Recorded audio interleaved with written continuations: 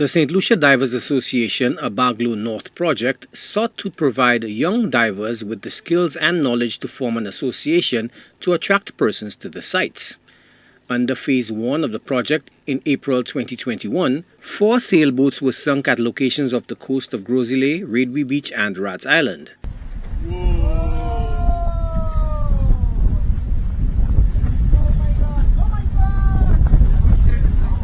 The submerged vessels were scuttled in a bid to create artificial coral reefs. The second part of the project involves training youngsters to become coral gardeners. Baglo hopes the youth will use the newfound knowledge to develop an association and create sustainable livelihoods. We have empowered them by teaching them to dive. We have empowered them by teaching them about coral restoration. We're now empowering them to form a nice cooperative and to use the skills they have learned to bring locals and visitors onto these sites, where they'll teach them how to clean, how to outplant, they'll teach them about it.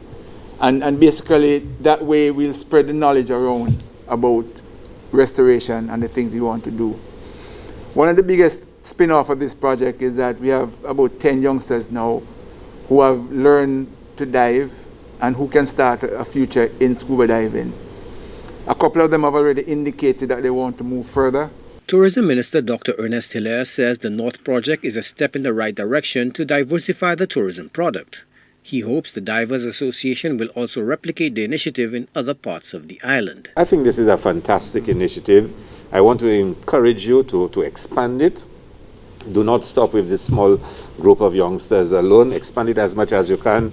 Build more sites. I would love you to come down of Millennium Highway and enhance the diving area there and other parts of St. Lucia too.